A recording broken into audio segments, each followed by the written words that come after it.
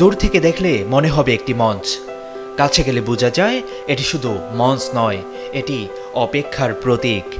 দীর্ঘ 17 বছরের নির্বাসনের অবসান ঘটিয়ে দেশে ফিরছেন তারেক রহমান। তাকে বরণ করতে প্রস্তুত হচ্ছে বাংলাদেশ।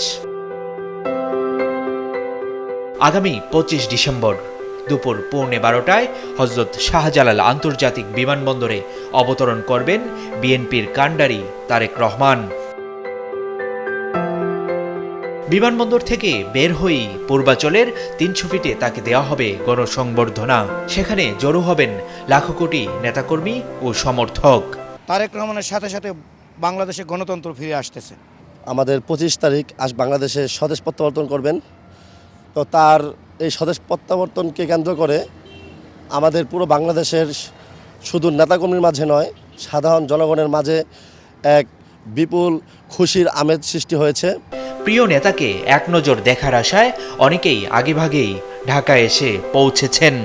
কেউ কেউ রাত কাটাচ্ছেন রিকশার গ্যারেজ, ফুটপাত আর খোলা আকাশের নিচে। আমরা এখানে তখন ঠাঁই পাবো না, অনেক মানুষের ভিড়ে আমরা এখানে অবস্থান নিতে পারবো না। এই জন্য আমরা 20 তারিখে ঢাকায় আসছি। আসে আমরা একটা রিকশা গ্যারেজে অবস্থান নিচ্ছি, এখানে থাকতেছি আমরা 5-7 জন আসছি।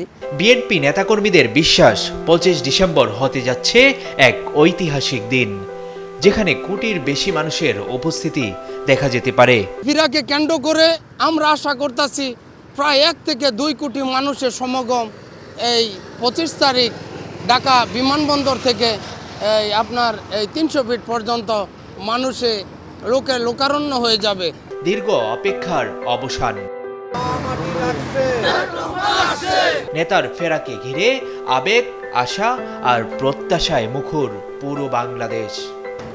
দীর্ঘ 17 বছর পর আগামী 25 ডিসেম্বর বাংলাদেশের মাটিতে পা রাখছেন বিএনপির ভারপ্রাপ্ত চেয়ারম্যান তারেক রহমান।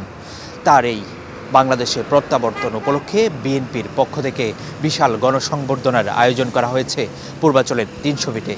বিএনপির নেতাকর্মীরা মনে করছেন এই সংবর্ধনায় কোটির বেশি মানুষ সমাগম হবে। পূর্বাচলের 300 ফিট থেকে আবু বকর রায়হান, ডেইলি সান।